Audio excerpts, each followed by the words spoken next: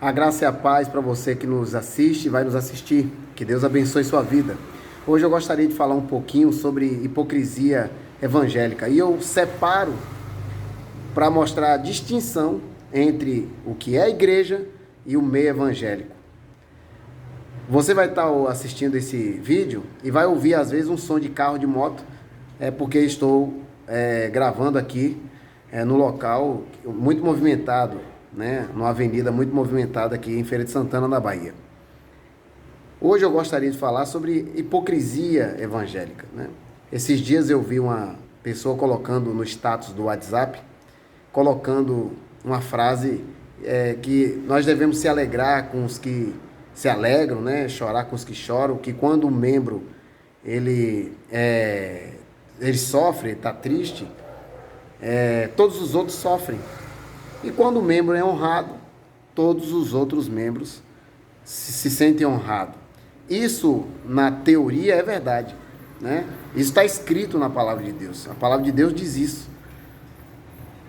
Mas, na prática, a gente não vê isso. E uma coisa que é muito comum no meio evangélico, por isso que eu estou fazendo distinção, para que não venha crítica dizendo, está falando mal da igreja. Não.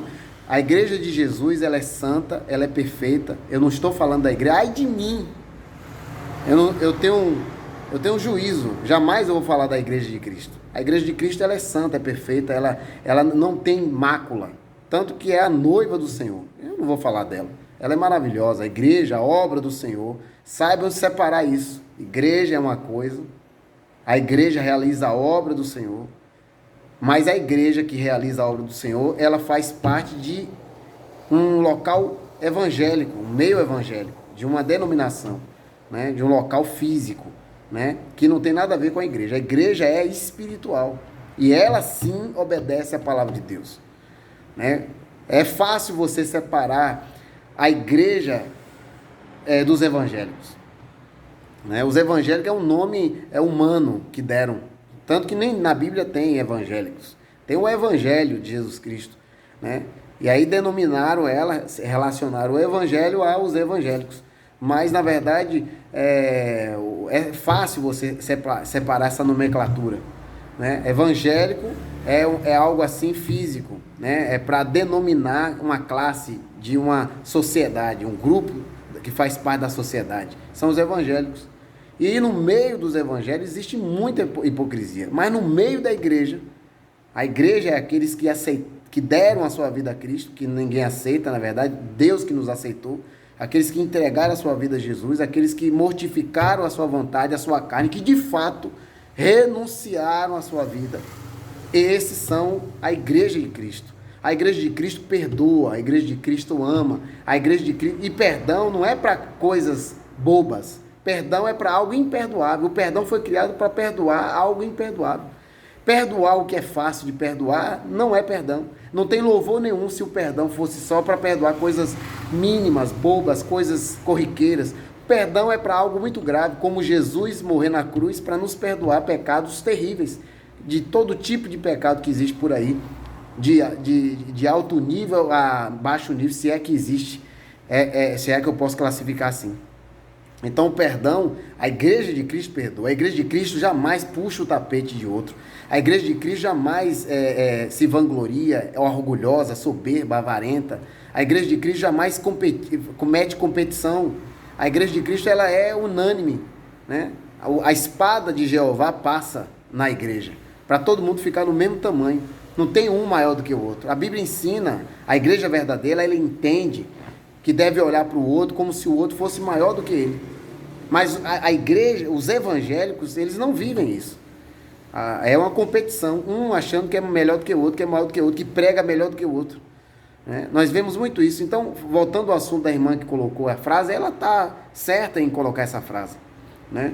E verdadeiramente é verdade isso e temos que viver isso. Mas no meio evangélico a gente não vê isso.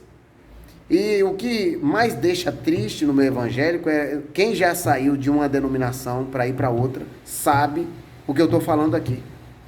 Quando você sai de uma denominação, por algum motivo, seja por divergência doutrinária, seja por questão ideológica, seja por inimizade, seja por um... Enfim, são inúmeras coisas que faz a gente sair de uma denominação.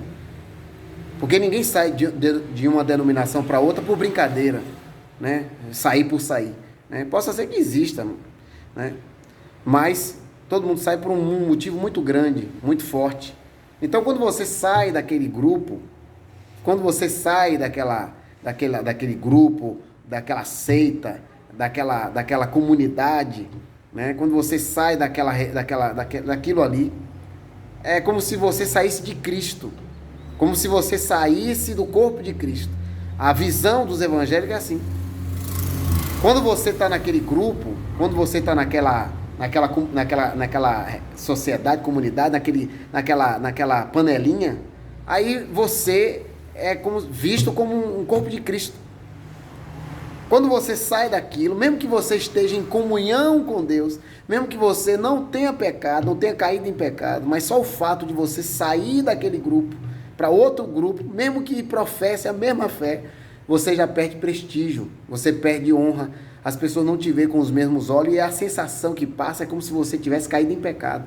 Eles não te dão a maioria não dão a mais a paz do Senhor, porque eles entendem que você saiu da presença de Deus. Mesmo que você esteja já em outra congregação, eles não dão mais a paz do Senhor. São poucos que têm o entendimento correto de que o irmão saiu, ele é nosso irmão. E não estão mais preocupados com ele, se ele está bem, se ele está mal, entendeu? Cara, só quem conhece, só quem tem muito tempo de igreja, como eu, se você já tem 20 anos de igreja, você vai entender o que eu estou falando.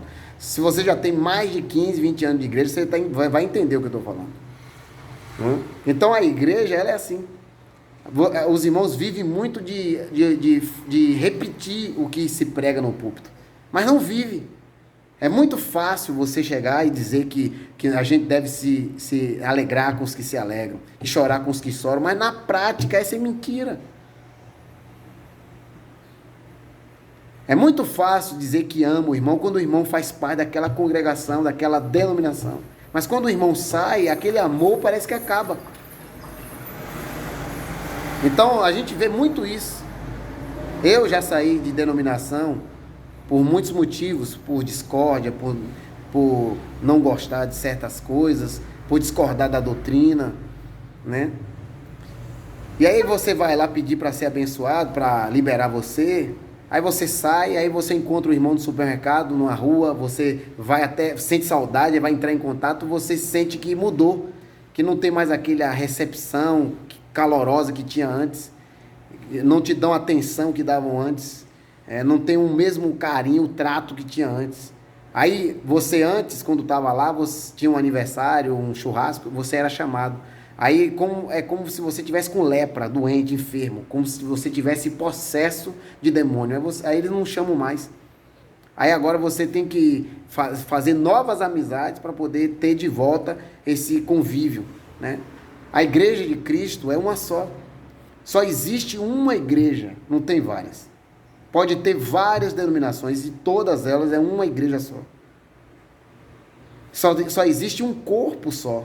Um só Deus, um só Espírito, um só Senhor. Só existe um só Cristo. E só existe um só céu. Mas Satanás, através dos seus ardis, das suas mentiras, que na verdade não é nem uma mentira, é um sofisma, que é pior do que uma mentira. Porque o sofisma parece uma verdade. Por isso que é pior do que a mentira. O sofisma é uma mentira, mas uma mentira sofisticada. Ela vem tão sofisticada que parece verdade. Por isso que só Deus tem o poder de destruir os dardos inflamados do maligno e toda a mentira do diabo. E quebrar com todo o sofisma. Por isso que a Bíblia diz que as nossas armas não são carnais, são poderosas em Deus para derrubar fortalezas, sofismas e tudo que se levanta contra o conhecimento de Deus. É muito triste você ver no meio evangélico pessoas que não têm esse entendimento do que é corpo de Cristo, do que é a noiva do Cordeiro. Não tem entendimento, sabe? Mistura as coisas, sabe? É triste você perceber que o povo de Deus vive um amor fingido. O apóstolo Paulo cobrava muito da igreja que nós nos amássemos com amor verdadeiro, não fingido. Jesus orientou que o povo do mundo reconheceria a igreja através do amor. Um amor uns para com os outros. O amor verdadeiro. Por isso que há uma rejeição muito aos evangélicos hoje em dia. Por isso que muitas vezes os evangélicos são criticados. Porque na prática eles não vivem o que fala na teoria. Por isso que Billy Graham era muito respeitado, até os líderes dos ateus queriam conversar com Billy Graham. É uma loucura isso. Quem imagina isso? Sabe, o que a gente mais vê são ateus querendo se afastar dos evangélicos.